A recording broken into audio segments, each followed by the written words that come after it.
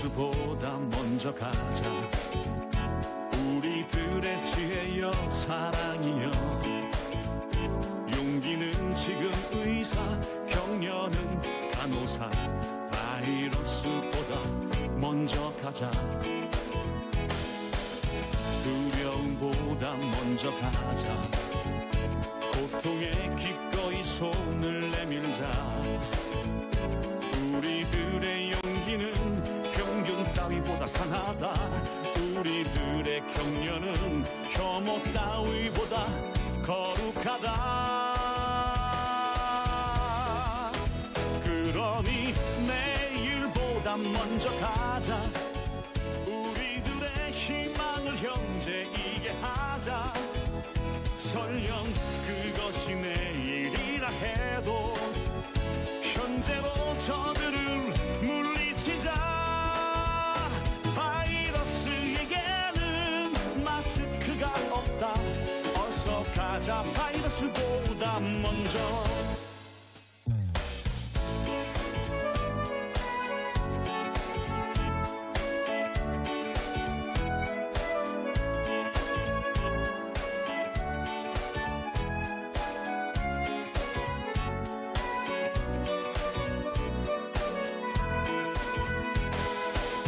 두려움보다 먼저 가자. 고통에 기꺼이 손을 내밀자. 우리들의 용기는 평균 따위보다 강하다. 우리들의 격려는 혐오 따위보다 거룩하다. 그러니 내일보다 먼저 가자. 우리들의 희망을 형제이게 하자. 설령 그것이 내일이라 해도 현재로 저들을 물리치자. 바이러스에게는 마스크가 없다. 어서 가자. 바이러스보다 먼저. 그러니 내일보다 먼저 가자. 우리들의 희망을 형제이게 하자. 설령 그것이 내일이라 해도 현재로 저들을 물리치자. 바이러스에게는 마스크가 없다. 어서 가자. 바이러스보다 먼저. 바이러스에게는 마스크가 없다. 어서 가자. 바이러스보다 먼저.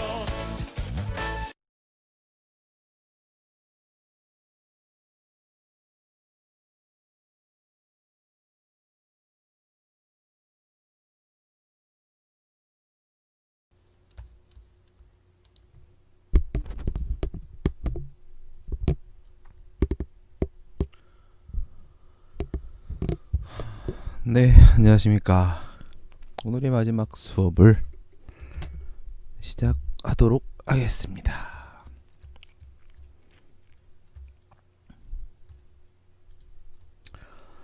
네, 헤라님 오셨습니다. 한예지 학생 왔고요. 남북철길님 오셨습니다. 안녕하세요.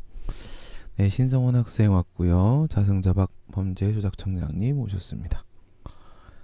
네, 지광구 학생 왔고요. 네, 박민우 학생, 진유미 학생, 네, 한예지 학생 인사했나? 네, 저는 기본 강의 녹방보다 좋아요 누르러 와서 인사드리고 다시 녹방으로 돌아갑니다. 녹슬은 해방구. 네, 해방구로 돌아가십시오. 네, 박상진 학생 왔고요. 정동섭님 오셨습니다. 손명기 학생 왔습니다. 네, 오늘은 비강사 외부 강사 모의고사 문제를 보게 될 텐데, 네, 한 문제씩 보는 것보다는 우리 1시간 정도 이제 보게 될 거고요. 1문, 2문, 3문을 전체적으로 좀 가볍게 터치를 좀 하고, 네, 그리고 나서 두 번째 내일 밤에 다시 한번 답안을 자세하게 하나씩 짚어보는, 네, 그런 방법으로 진행을 좀 하도록 하겠습니다. 네, 오늘도 오늘 목요일 원래 수업 없는 날인데 오늘도 몇 번 했네요. 세 번째인가요? 네, 아우 힘듭니다. 존버합시다. 존나 버티기. 네, 오늘은 뭐 이재명 지사 파기환송 판결인데요. 대법원에서 7명이 5명이다. 뭐 7명이 5명이 중요한 문제는 아니거든요. 뭐 5명이나 뭐 반대를 했다. 뭐 이런 뉴스 보도들이 나오던데 이제 철저히 주관적인 입장이고요. 한 명의 차이가 나든 뭐 상관없습니다. 대법원 판결은 다수의 의견이 중요한 것이죠. 네, 반대 의견 중요하게 보지 않습니다. 네, 파기환송이라고 해서 원심이 수원고등법원이었나요? 네, 제가 정신없이 졸립니다. 수원고등법원으로 돌아갔을 텐데 다 보지를 못했어요. 오늘 뉴스 볼 시간도 없고 결과만 봤는데 거기서 다시 또 유죄 판결 나오면 어떡하냐 뭐 이런 걱정하시는 분들도 계신데요. 간단히 보기는 했지만 김명수 대법원장이 선고를 직접 했죠. 네, 보니까 공표의 의미를 그런 식으로 해석을 허위사실 공표 의미를 그런 식으로 해석을 하게 되면 그렇게 해석하는 게 맞다고 했습니다. 그렇게 안 하면은 우리나라 민주주의가 전면 후퇴될 수밖에 없기 때문에 그래서 사실상 뭐 결정이 나 있는 상황이었던 것이고요. 헌법재판소에 헌법 소송이 들어가 있기는 합니다만은 이재명 지사가 직접 넣은 건 아니고요. 민주당에 있는 지역위원장 몇 명이 헌법 소송을 넣어놓은 게 있긴 있습니다. 그 결론이 나오면 뭐 역시 무죄 판결이 나오는 거는 같기는 한데 대법원의 입장에서는 헌법재판소에서 입장이 나오고 나서 그리고 판결을 내릴 필요까지는 없다. 충분히 현행법의 해석을 통해서도 무죄 판결이 나올 수 있다 라는 판단이 나왔기 때문에 급하게 선고일자가 잡힌 것으로 보이고요. 원래 대법원이랑 헌법재판소의 관계는 그렇습니다. 대법원은 헌법재판소하고 항상 그 권한에 대해서 다툼이 항상 있어요. 그래서 먼저 선고를 했을 수도 있고요.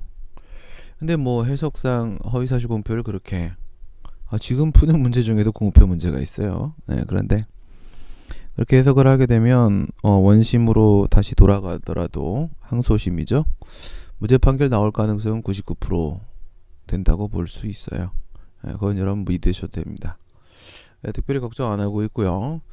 근데 이제 뭐 좀 우려스러운 부분은 수원고등법원이 철저히 편향된 재판을 했던 이력이 있기 때문에 또 그런 짓을 할까라는 부분이 좀 우려스러운 부분이 있긴 합니다만은 만약에 그렇게 된다고 하더라도 다시 상고 제기할 수 있습니다.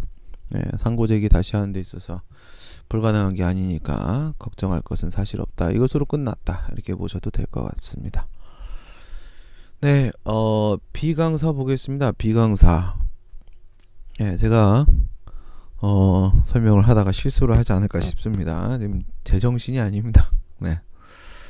하루에 읽어야 될 텍스트가 너무 많아서 보겠습니다. 1문인데요.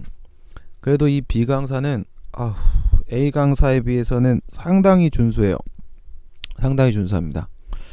뭐 마음에 안 드는 부분도 있고 그렇긴 합니다만은 뭐 그 답안은 다음 시간에 다시 한번 짚어보도록 하고 문제만 보긴 할 건데 A 강사가 워낙에 엉망이어가지고 B 강사의 답안은 그래도 읽을만은 합니다. 읽을만 하고 문제도 뭐 그렇게 이상하지는 않아요.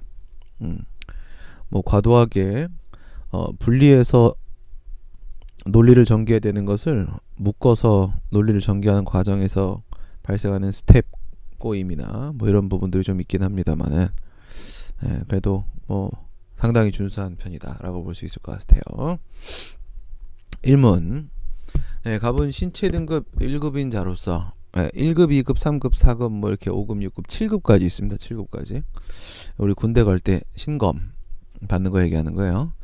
1급인 자로서 현역병 입영 대상자이다. 그런데 갑은 여호와의 증인 신도로서 해당 교리에 따라 집총, 잡을 집자죠. 총자고 총을 잡지 않는 거, 집총을 거부하기로 작정하고 현역 입영 통지를 받고도 병역법 88조에서 정한 기간 이내 병역법 88조에서 정한 기간은 3일입니다. 그러니까 입영 통지를 받고 3일 안에 가야 돼요. 3일 안에. 저는 감옥 간 기억도 사실 없어요. 재판 받고 이렇게 뭐 하여튼간 기억이 중간중간 끊겨요. 근데 저 군대 간 기억도 끊깁니다. 전 제가 기억하고 싶지 않은 걸 기억을 잘 안 하는 스타일이에요. 고통스러웠던 충격적이었던 것들을 뇌가 막 잊어버려요. 그래서 술 먹고도 필름이 끊기는 경우가 많은데 그거는 기분 안 좋은 일이 있을 때, 기분 안 좋은 일이 있으면 그냥 기억을 스스로 그냥 잘라버리더라고요. 그게 언젠가부터 습관이 됐어요. 데모하면서부터 그랬던 것 같아요.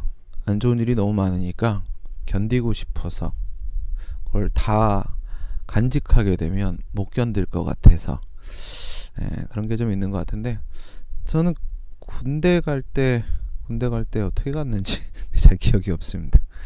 하여튼 뭐 어느 순간에 보니까 배기 보충대에 가 있었고요. 뭐 그랬었습니다. 뭐 그랬는데 하여튼 이게 3일이에요. 3일. 입영 통보 받고 3일 안에 들어가야 돼요. 정한 기간 이내에 입영하지 아니하였다. 이렇게 되면 구속됩니다. 이에 서울지방병무청장은 병역 의무 기피 공개심의위원회 심의를 거쳐 지방병무청장이 먼저 결정을 내립니다. 1차적 결정을 내리고 그 다음에 병무청장이 2차적 결정을 내리고 이렇게 되거든요. 병역 의무 기피 공개심의위원회 심의를 거쳐서 갑을 잠정 공개 대상자로 선정하고 병역 기피자라고 공개하는 거예요. 세상에 공개하는 겁니다. 선정하고 갑으로부터 소명서 등을 제출받은 다음에 2017년 3월 2일 점이 없냐? 갑을 공개 대상자로 결정을 하였다. 이후에 2017년 10월 15일 병무청장은 같은 내용으로 명단 공개 결정했다. 2차 결정, 이게 최종적 결정입니다. 병무청장이 2차 결정을 내리게 됩니다. 그 다음 설문 1번. 신체 등급 판정에 대해서 취소를 제기할 수 있는지 검토하시오.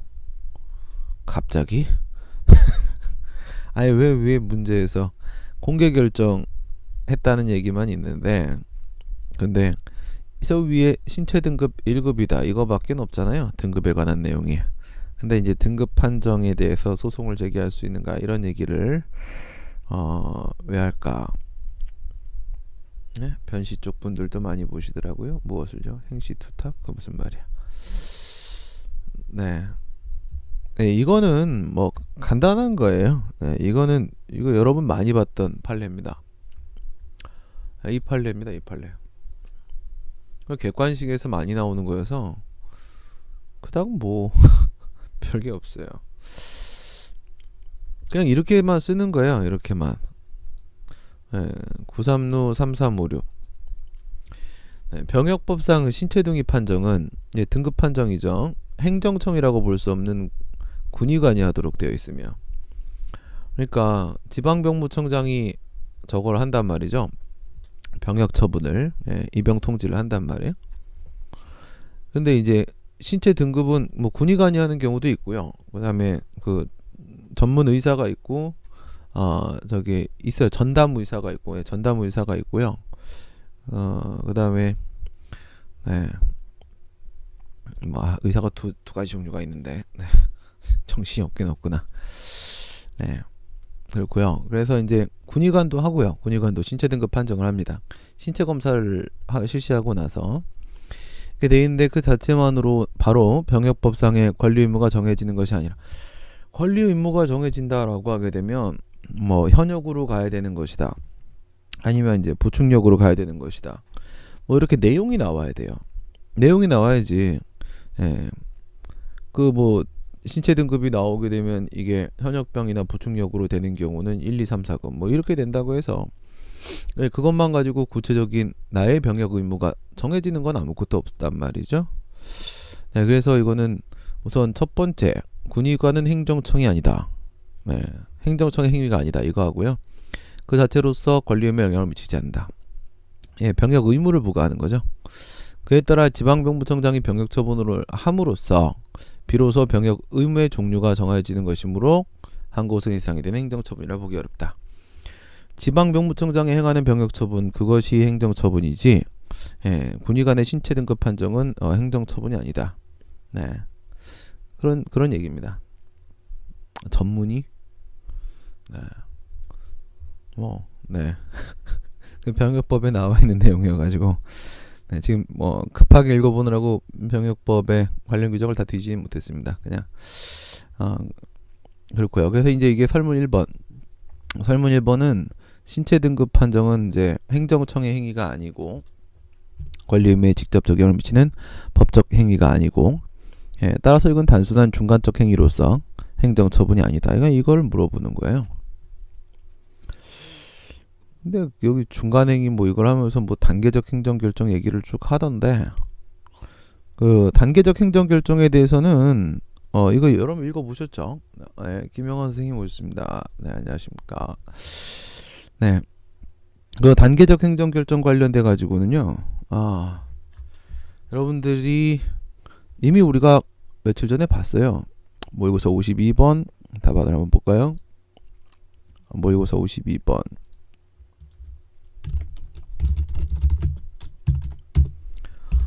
네, 오늘 제가 못 웃겨드릴 것 같습니다.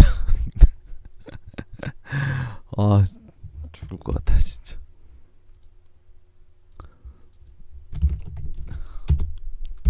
이거죠. 모의고사 52번입니다. 네, 이 문제 여러분들 기억나실 겁니다. 이 폐기물 처리 여포가 사건이었어요. 적정 통보 받고 나서 적정 통보 받으면 폐기물 처리 사업 허가를 신청할 수 있는 권리가 인정이 된다라고 했죠. 적정 통보 받은 사람만 신청권이 인정이 된다고 했어요. 근데 이제 A라는 용도 지역 하에서는 폐기물 처리 시설이 설치가 될 수가 없고 B라는 용도 지역으로 바뀌어야만 비로소 폐기물 처리 시설이 설치가 될 수가 있다. 근데 이걸 이제 변경을 해달라라고 했던 거죠. 뭐 두 가지 정도 측면 생각해 볼 수 있고요.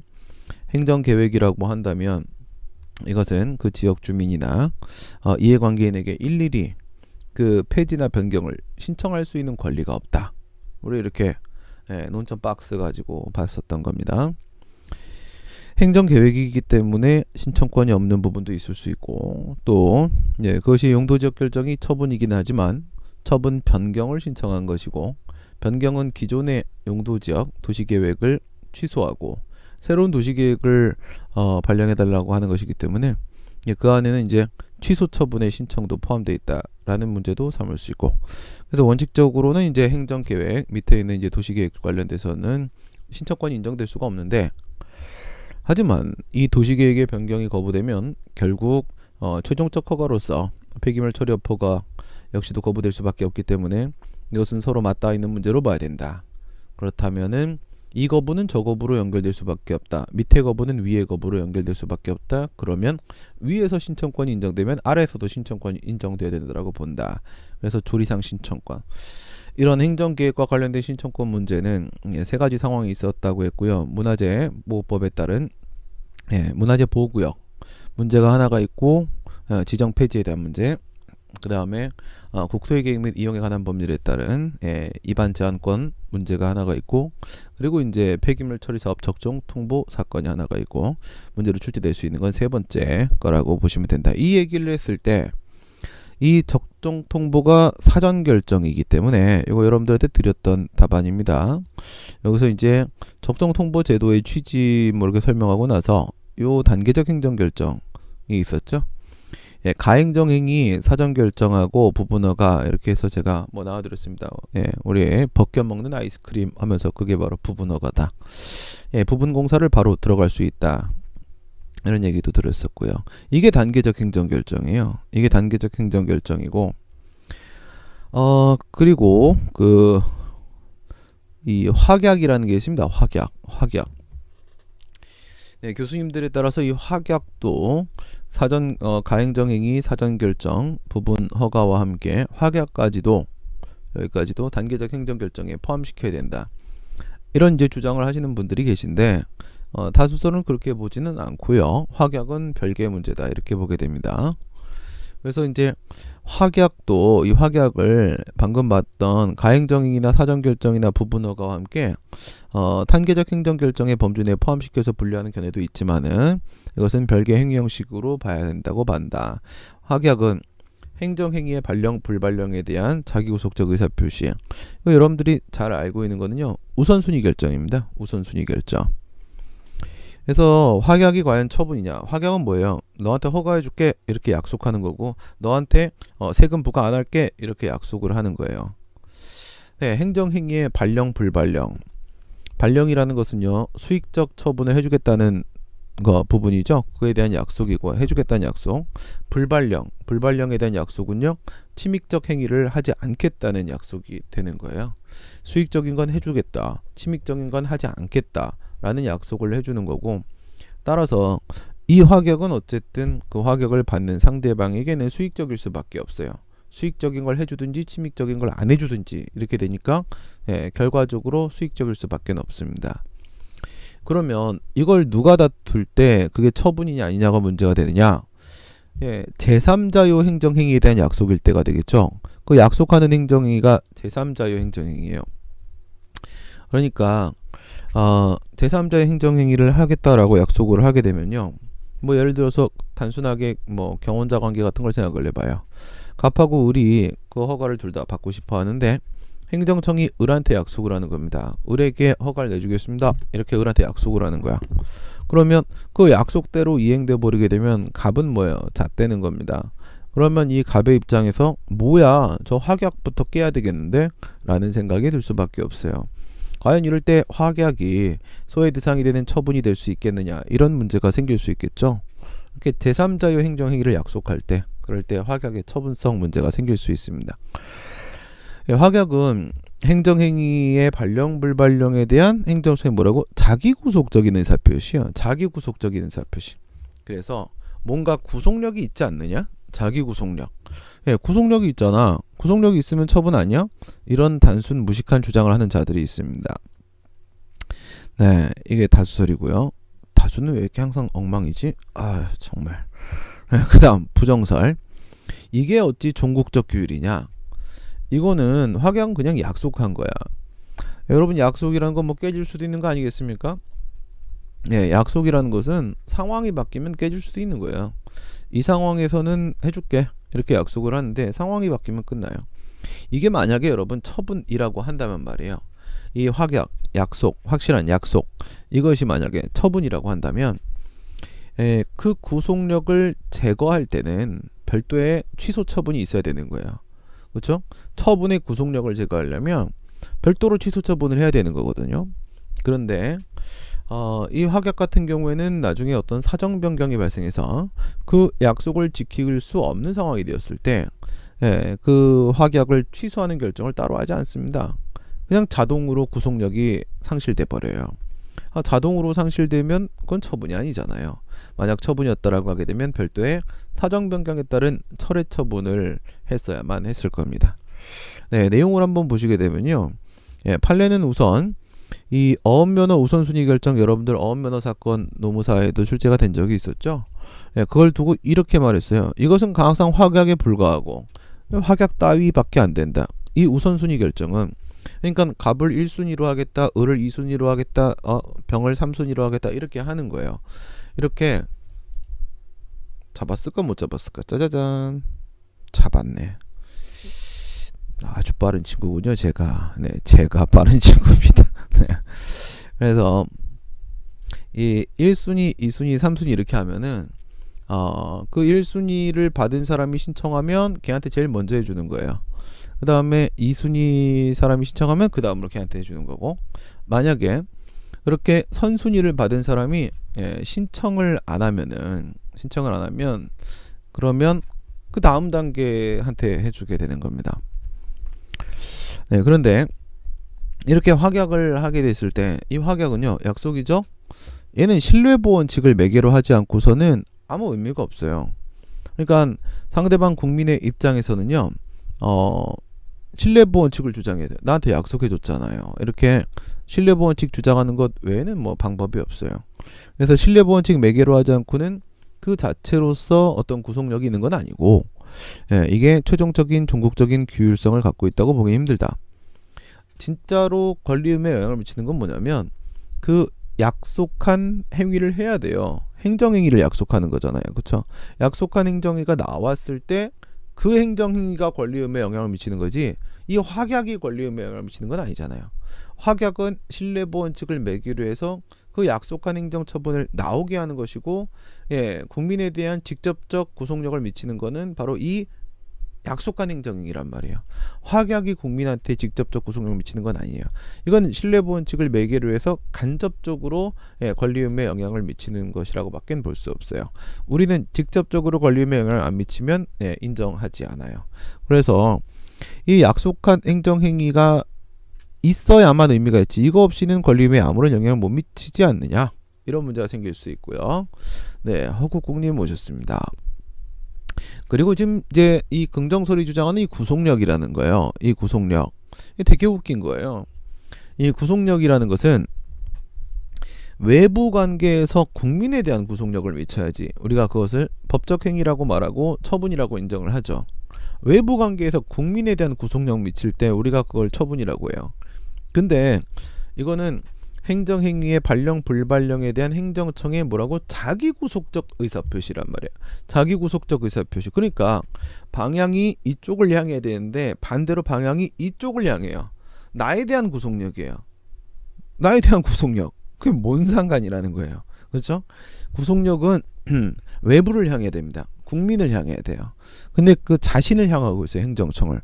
그건 우리가 얘기하는 그 구속력이 아니에요. 그래서 뭐 구속력이면 다 구속력이냐, 이건 자기 구속력일 뿐 대외적 관계에서 국민에 대한 구속력이 아니지 않냐. 그리고 또 한 가지, 아까 얘기한 대로 이게 진짜 처분이라고 한다면 사정 변경 등이 있을 때 별도의 철회 처분이 있어야만 그놈의 뭐 어떤 구속력이든지 간에 그 구속력이 제거된다고 말할 수 있을 텐데, 이건 철회 처분이 없어도 그냥 자동 구속력 상실이에요. 자동 상실돼 버린단 말이에요. 이런 수준의 것을 놓고, 이런 수준의 행위를 놓고 우리가 어떻게 처분이라고 말할 수 있겠느냐, 이거죠. 그래서 확약은 처분이 아니라고 봅니다. 그래서 정리를 하면 이렇게 되는 거예요. 우선요, 단계적 행정결정. 단계적 행정결정인 친구가 있고요. 1번 이렇게 있고, 뭐 그냥 뭐 보통 사람들이 이제 중간적 행위라고 얘기하는 것들인데요. 중간행위라고 써놓고 시작해 봅시다. 중간행위 이렇게 했을 때 단계적 행정결정이 있고요. 그 다음에 단계적 행정결정이 아닌 것이 이렇게 있어요. 그리고 이 단계적 행정결정에는 가행정행위가 있고요. 가행정행위가 있고, 그 다음에 사전결정 또는 예비결정이라고 부르는 게 있고, 그 다음에 벗겨 먹는 아이스크림, 부분허가가 있고, 그 다음에 여기 이제 확약이 들어가요. 확약이 이렇게 들어갑니다. 이렇게 했을 때 얘네들은 행정처분일까 아닐까? 행정처분이 맞다. 얘는 행정처분이 맞다는 거고요. 네, 얘도 행정처분이 맞고요. 얘도 행정처분이 맞는데 얘는 행정처분이 뭐라고? 아니다. 이게 결론이에요. 아니다. 네, 이렇게 되는 구조예요.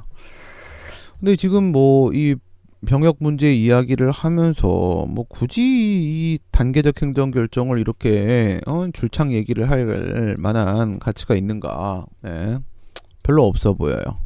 네, 이런 거는 뭐 이 직접적인 문제도 아닌 걸 왜 얘기했는지 알 수가 없는데, 네, 판례는 이 비강사는요 되게 특이한 게 있어요.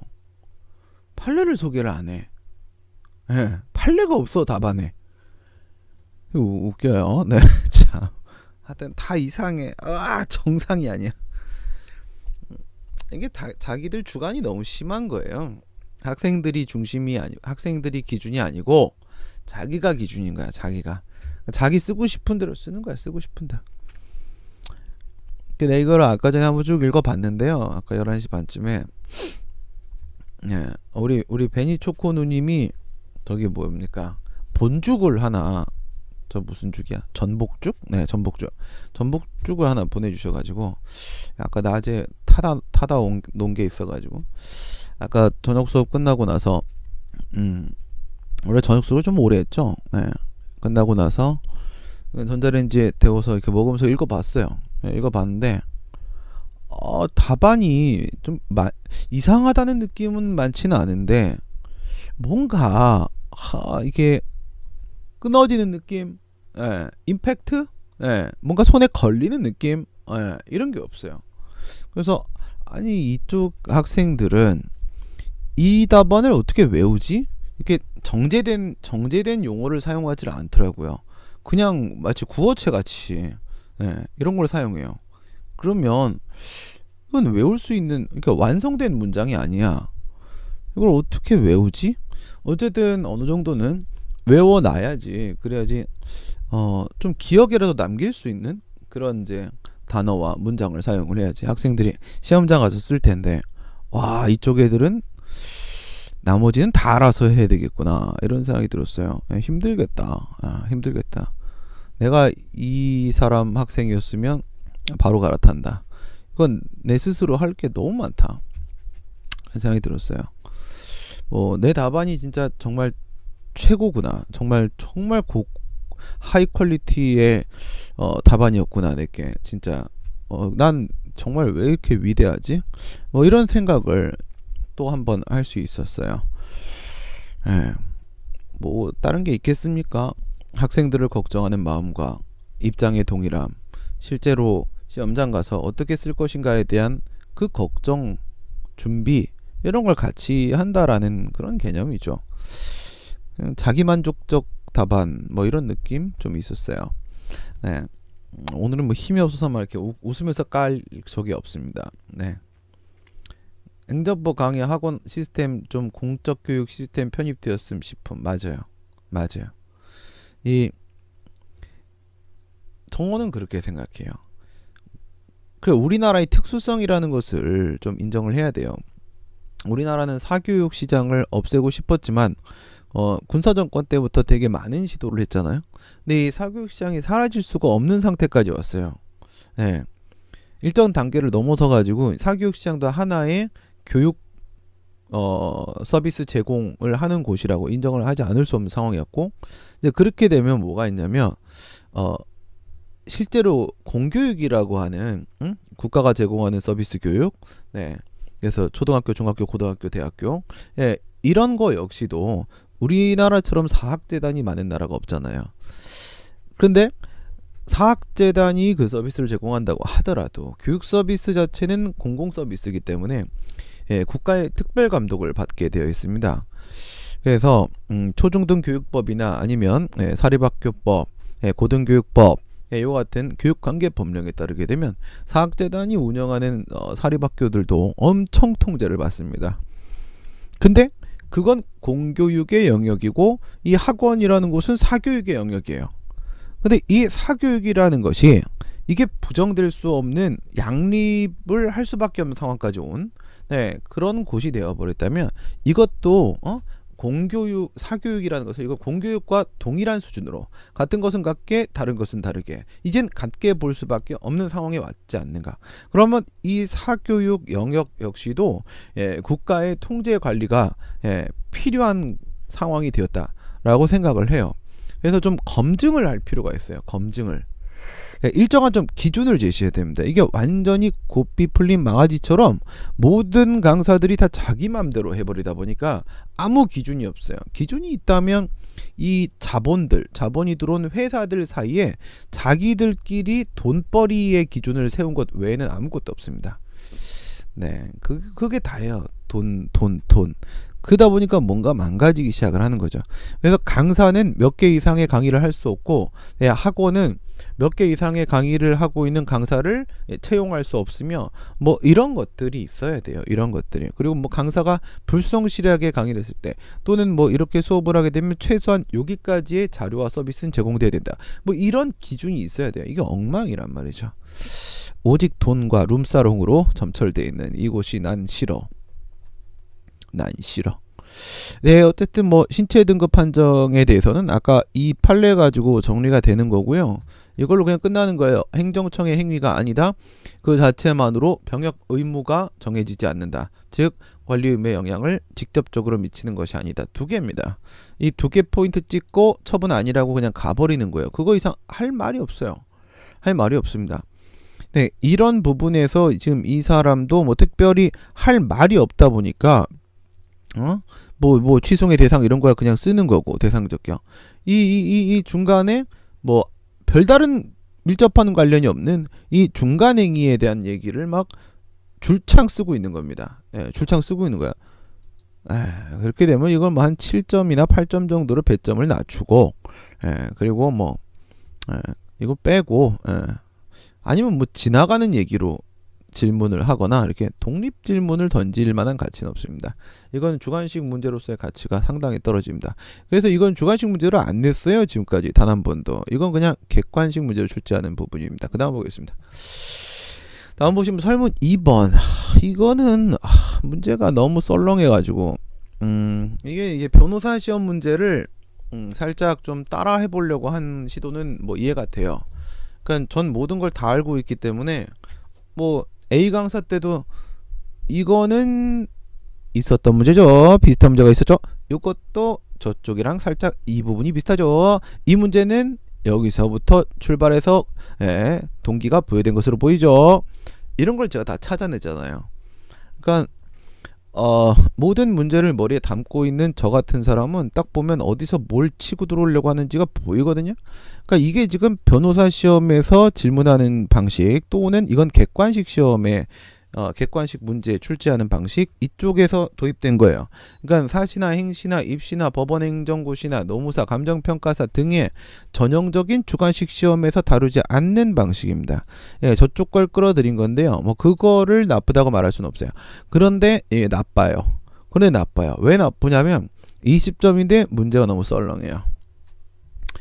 서울지방병무청장이 자신을 공개 대상자로 결정을 하였다는 사실을 알게 된 갑은 다음과 같은 청구 취지의 소송을 2017년 3월 5일 제기하려고 한다.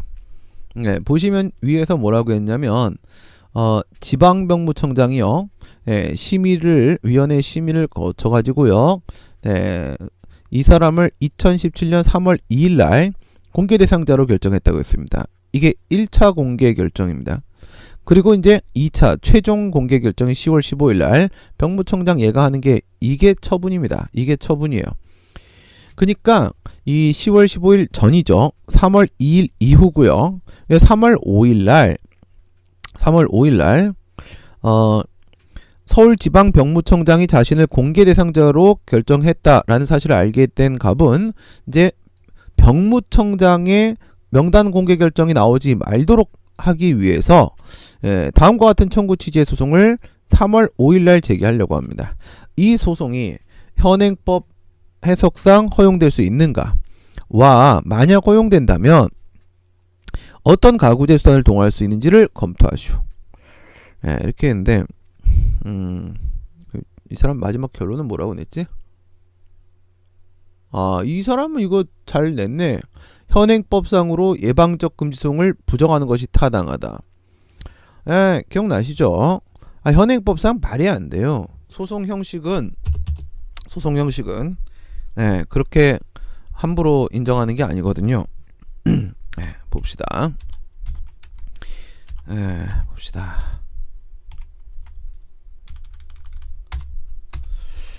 무엇이냐면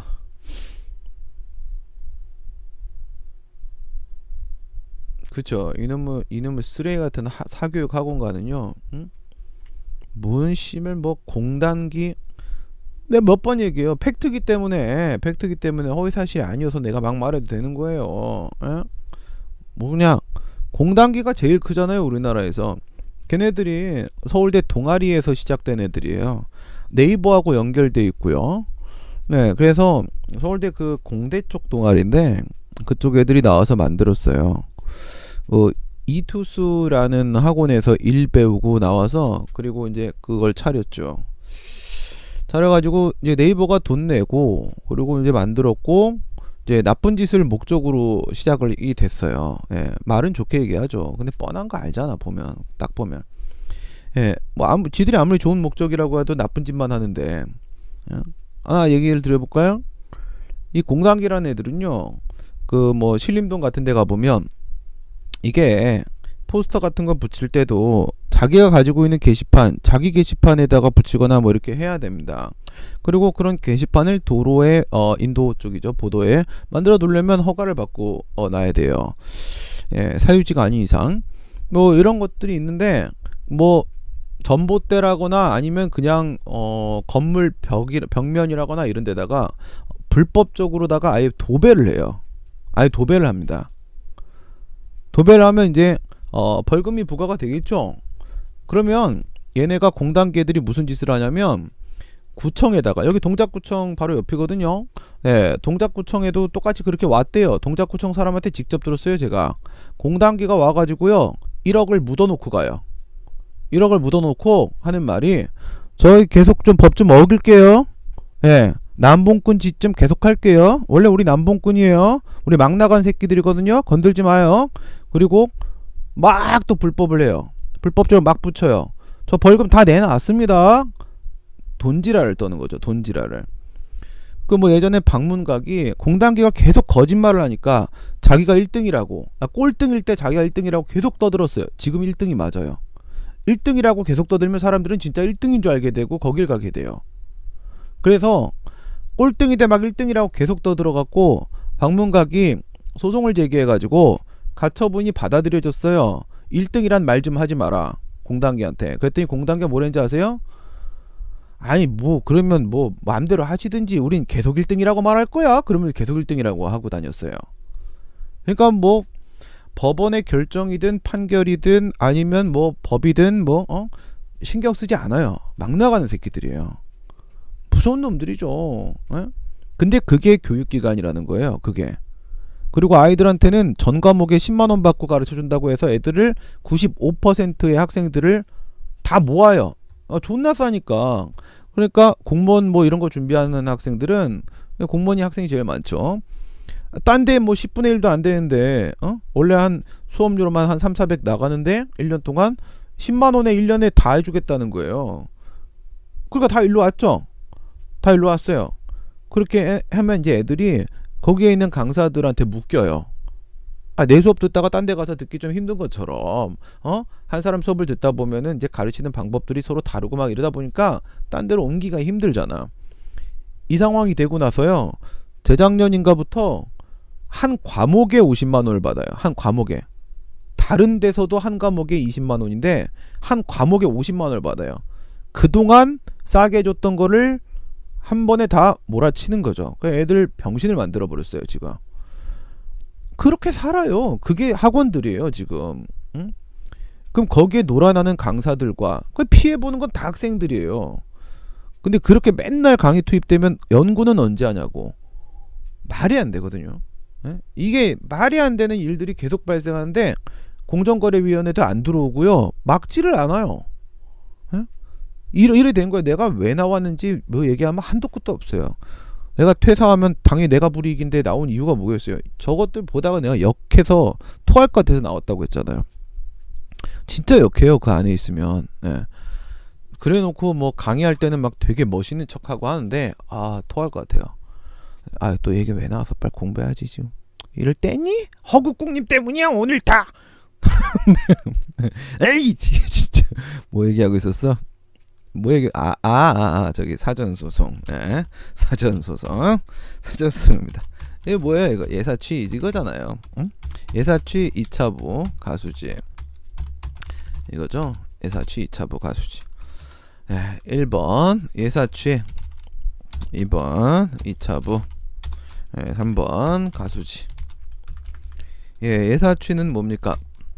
예사취는요. 아이고. 사전적 소송으로서 예방적 금지 소송. 금지 소송은 그러니까 우리 학생들 요번에 좀 다 합격 좀 해주셔. 선생님 좀 도와줘. 세상 좀 바꿔보자. 도와줄 거지? 사후적 소송으로서 취소 소송 이겁니다. 취소 소송은 취소는 얘네들을 배제는 이 배제요. 저희 학교 배제 고등학교는 파이 차이 아입니다. 배제하는 특징 이다 이렇게 되는 거죠. 이렇게 되는 겁니다. 배제하는 특징 이렇게 되는 거고, 그다음에 2차부 얘는 뭡니까? 2차부는 의무이행 소송이죠. 실체적 심리가 가능한 의무이행 소송은 뭐라고? 절차적 심리만 가능한 부작위 확인 소송이죠. 이게 얘를 배제하는 특징입니다. 그 다음에 가처분 적극적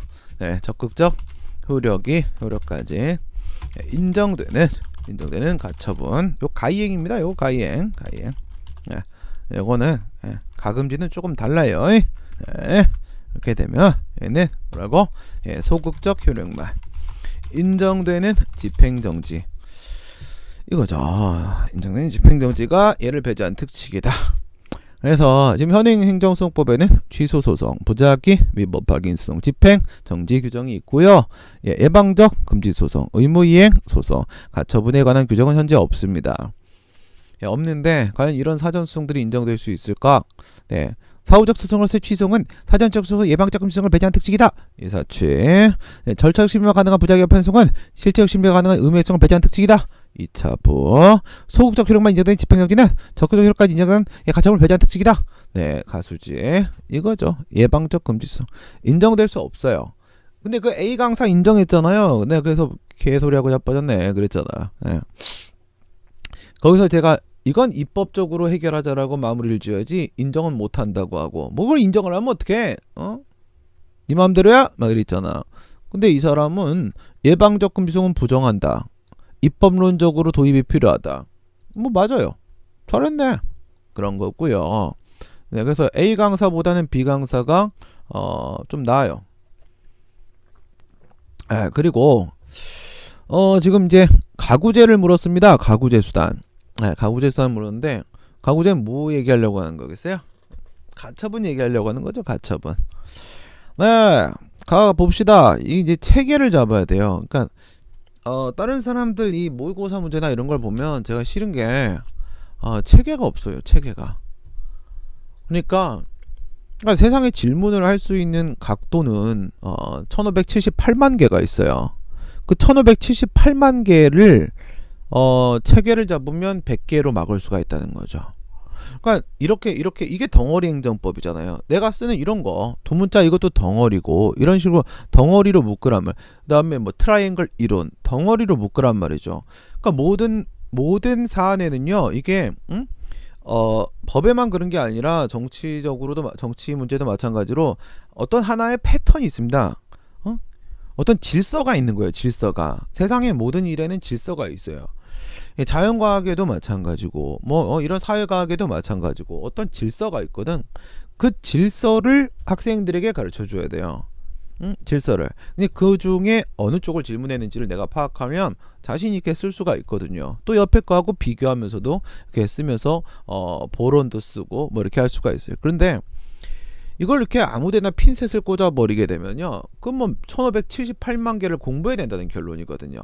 불가능하다는 거지. 응? 그런 거예요.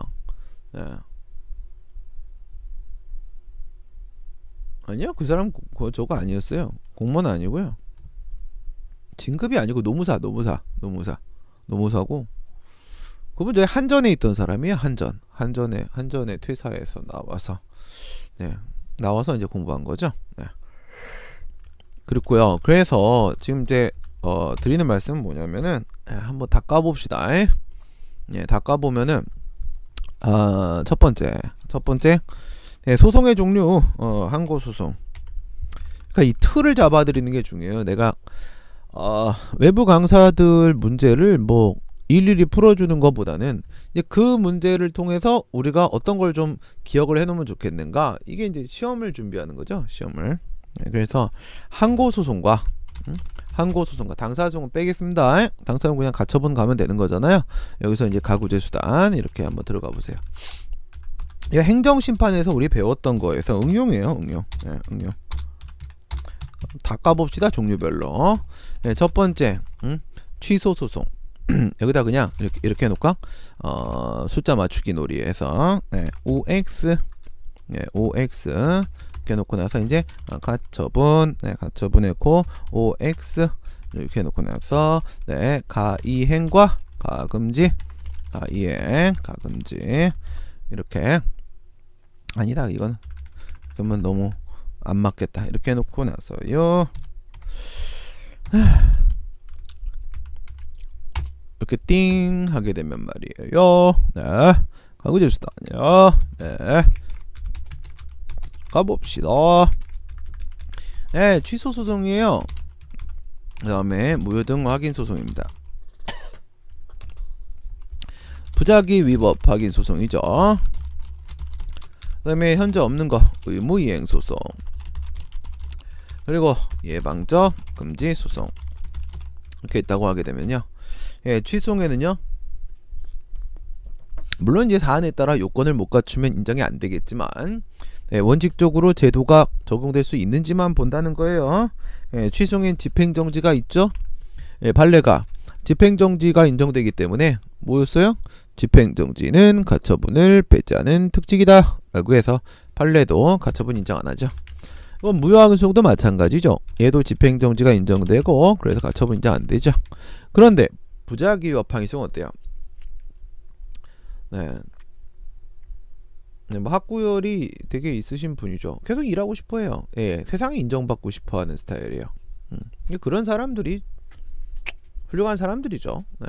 저는 옳다고 생각해요. 나이 든 거 그거 생각하기보다는 또 이 나이에 내가 또 무슨 일을 할 수 있을까? 또 새로운 것을 찾아 나서는, 네. 저는 그런 자세가 좋다고 생각합니다. 네. 되게 모범적으로 공부했어요. 시키는 건 다 했어요. 제가 시키는 거. 집행정지. 그러니까 시키는 건 다 했더니 한 문제 제일 중요한 1문. 네, 1문을 분명히 가르쳐 준 건데 다른 문제하고 오버랩이 돼가지고 네, 한 30점 정도를 완전 뻘타를 쳤어요. 100점에 30점 정도를 완전히 뻘타를 쳐가지고 딴 얘기를 쓴 거야. 딴 얘기를. 나와서 엄청 후회했거든. 심 선생이 다 가르쳐 준 건데 와, 갑자기 봤던 문제 중에 이 문제가 떠올라갖고 그거는 줄 알고 헷갈려가지고 두 번 읽으라고 했는데 두 번 읽을 걸 막 그랬는데 그래도 행정법이 58점이 나왔어요. 58점이면 합격 점수예요. 합격 점수. 근데 원래 정상적으로 썼으면 한 65 이상 나올 수 있는 상황이었던 거죠. 네. 뭐 그렇지만 그렇게 해서 한 10점 날려먹고도 합격은 했죠. 합격은. 네. 그런 거예요. 그러니까 가서 실수할 수 있기 때문에 그래서 우리가 계속 이렇게 공부하는 거예요. 네, 이거는 절차적 심리만 가능하고 실체적 심리가 전혀 불가능한 게 껍데기밖에 없는 소송이 부작위 위법 소송이기 때문에 그래서 얘는 아무런 가구제가 없죠. 가구제가 없고 의무이행 소송이 만약에 존재한다면 집행정지는 안 되죠. 우리 의무이행 심판은 집행정지 없다고 했잖아요. 네, 사전소송으로서 의무이행 소송을 사후소송으로서 집행정지가 전혀 도와줄 수가 없어요. 예, 권리 보전을 시켜줄 수가 없어요. 그러니까 여기서는 논의가 돼봐야 가처분, 가이행이고 예방적 금지 소송도 마찬가지죠. 네, 처분이 있어야지 뭐 집행정지라지. 처분이 없어요. 예, 가처분 논의 이렇게 되는 건데 여기서 지금 이 문제가 얘기하는 건 이거예요. 이거 그렇죠? 이겁니다. 예, 그래서 예방적 금지 소송. 네, 여기서 가처분은 뭡니까? 네, 여기서의 가처분은 가이행이죠. 가이행. 그 다음에 여기서의 가처분은 가금지죠. 가금지를 말합니다. 가이행 임시적 지위를 정하는 가처분. 이거 얘는요, 얘는 임시적 금지를 명하는 가처분이죠. 이렇게 좀 정확하게 표현해 주세요. 아까 그 B 강사 답안 보면은 말을 이렇게 헤멜라이제이션 쳐놔갖고 뭔 소리를 하는겨 막 이렇게 되는데, 딱 이렇게 대꾸도 딱 맞추고 깔끔하게, 그 누가 들어도 이해할 수 있게 좀 써주세요. 누가 봐도. 왜냐면 어떤 이제 법률 용어, 그러니까 개념에 대한 부분을 사람마다 달리 정의할 수가 있기 때문에 뭐 의미만 통하면 되니까. 그래서 사람마다 달리 정의를 하긴 하는데, 이제 아무리 그렇다 하더라도 수험생이기 때문에 답안지 쓸 때는 누가 채점자로 들어올지 모르잖아요. 그러니까 어떤 채점자 교수님이 들어오시든 간에 내가 하는 말을 바로바로 되게 시원하게, 사이다처럼 시원하게 받아들일 수 있게 그런 표현을 좀 써주셔야 돼요. 그러니까 이런 거가 진짜 좋은 거예요. 가이행 임시적 지위를 정하는, 가금지 임시적 지위를 명하는. 그러니까 제가 논문을 뭐 취미생활로 읽잖아요. 수없는 논문을 읽으면서 내용도 보지만 와우 이 표현 좋은데, 와우 이거 깔끔한데, 깔쌈 그러면 제가 사용하는 패턴 안에다가 그걸 장착을 이렇게 해서 점점 좋아지는 겁니다. 그래서 제가 쓰는 표현을 쓰면 전달이 참 잘 되죠. 됐고요. 그 다음 보시게 되면 이거 가금지 얘기해 보라는 거예요. 이거 예방적 금지성이죠. 피고는 병역 의무 기피자 명단 공개를 하여서는 아니 된다. 금지 명령 판결을 구하는 거예요. 원래 이제 소장의 소송 비용 얘기 원래 한마디 써요. 한마디 써요. 그 다음에 설문 3번 보시면 2017년 10월 20일 얘가 병무청장이 명단 공개 결정을 한 15일 5일 뒤 명단 공개 결정을 한 다음에 이제 갑은 그 명단 공개 결정에 대하여 취소를 제기했다. 소재인적 법한가? 요거를 좀 기억을 해야 돼요. 요거를 이 비강사 얘기가 이거잖아요. 이거 2018도 49130인데 지금 뭐 읽어볼 시간은 없지만은 이 판례거든요. 이 판례 여러분 숙제입니다. 이 2018도 49130 49130 요거를 여러분들 읽어보시기 바랍니다. 보이나? 위에 보이는구나. 이 2018도 49130 요거를 읽어보고 오시기 바랍니다. 숙제. 그냥 뭐 읽으면 여러분들이 어디가 의미가 있는 건지 잘 모르실 거예요. 그냥 읽으면 이해는 되는데 그게 중요한 게 아니라고 했죠. 그냥 스무스하게 넘어가는 것만큼 공부 못하는 지름길이 없어요. 공부 못하는 지름길. 책을 읽고 판례 읽으면서 그렇군. 공부 못하는 지름길입니다. 읽을 때는 따닥 걸리는 부분이 있어야 돼요. 따닥 소리가 계속 나야 돼요. 따닥 이렇게 소리가 나야 돼요. 따닥 소리가 이렇게 따닥 이렇게 나야 돼요. 알겠지? 갑자기 목이 메었어. 그러니까는 뭘 말씀을 드리려고 하는 거냐면, 여러분들 요거 갖고 계시죠? 요거요. 요거 조립식에 명단 공표 갖고 계시잖아요. 명단 공표 이 조립식의 답안 흐름. 저게 이제 명단 공표예요. 명단 공표. 지금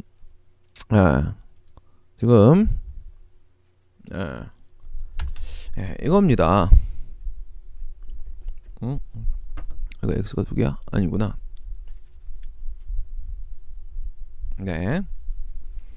그래갖고 그 무엇이냐, 명단 공표요.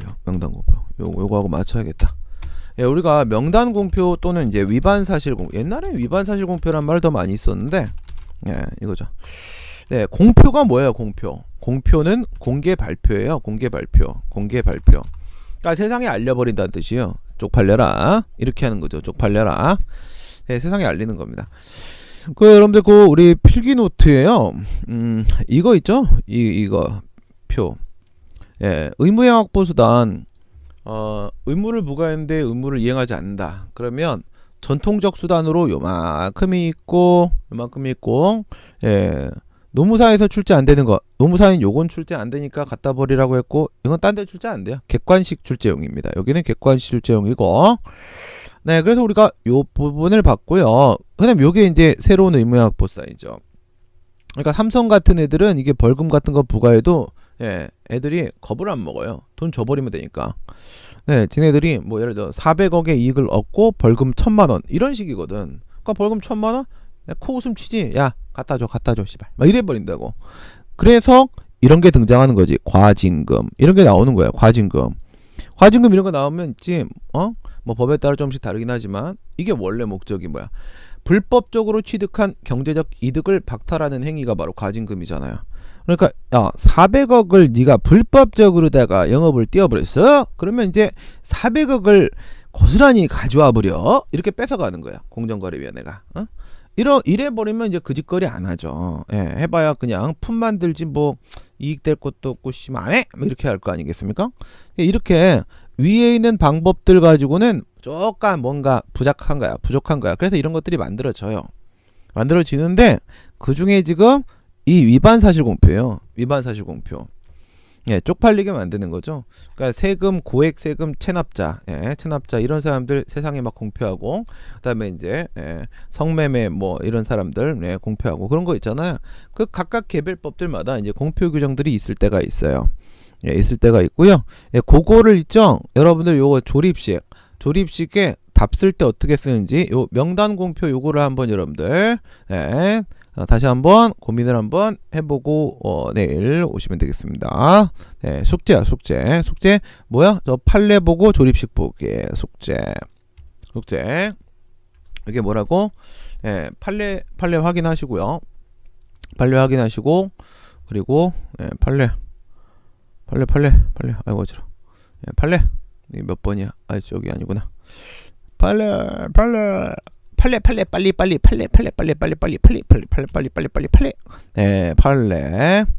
숙제 아이고 좋다 숙제.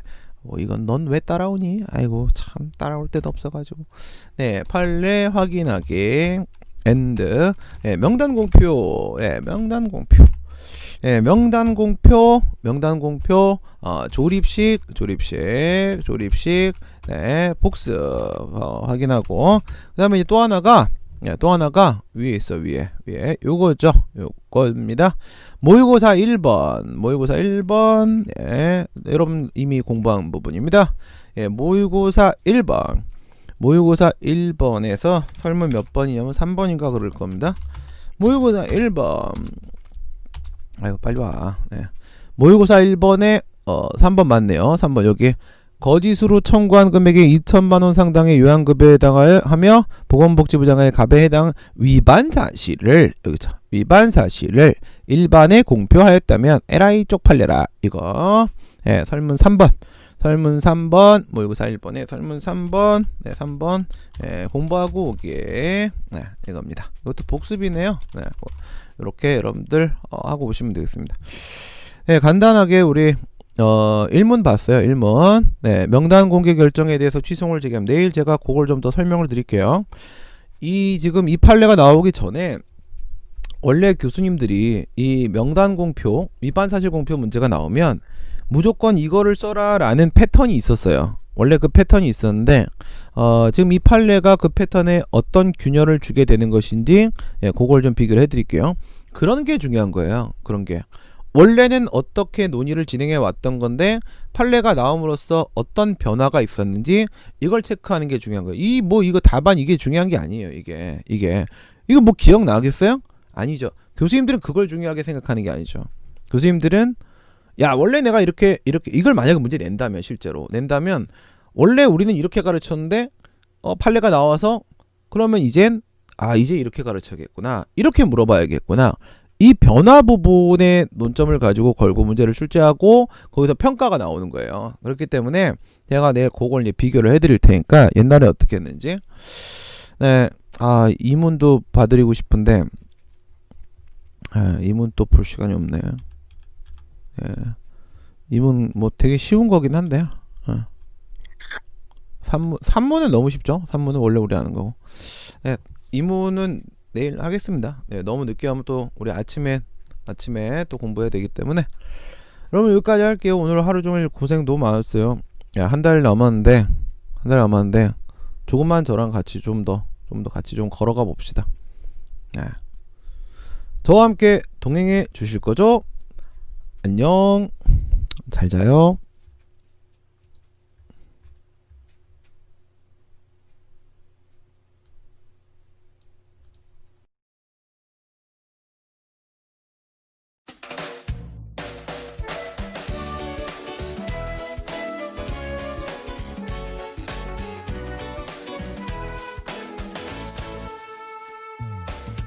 바이러스보다 먼저 가자. 우리들의 지혜여 사랑이여. 용기는 지금 의사, 격려는 간호사. 바이러스보다 먼저 가자. 두려움보다 먼저 가자. 고통에 기꺼이 손을 내밀자. 우리들의 용기는 병균 따위보다 강하다. 우리들의 격려는 혐오 따위보다 거룩하다. 그러니 내일보다 먼저 가자. 우리들의 희망을 형제이게 하자. 설령 그것이 내일이라 해도 현재로 저들을 물리치자. 바이러스에게는 마스크가 없다. 어서 가자. 바이러스보다 먼저.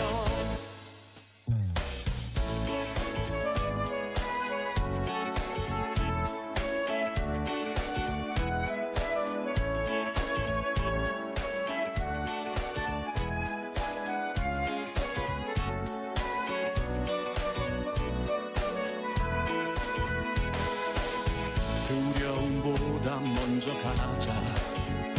고통에 기꺼이 손을 내밀자. 우리들의 용기는 병균 따위보다 강하다. 우리들의 격려는 혐오 따위보다 거룩하다. 그러니 내일보다 먼저 가자. 우리들의 희망을 형제이게 하자. 설령 그것이 내일이라 해도 현재로 저들을 물리치자. 바이러스에게는 마스크가 없다. 어서 가자. 바이러스보다 먼저. 그러니 내일보다 먼저 가자. 우리들의 희망을 형제이게 하자. 설령 그것이 내일이라 해도 현재로 저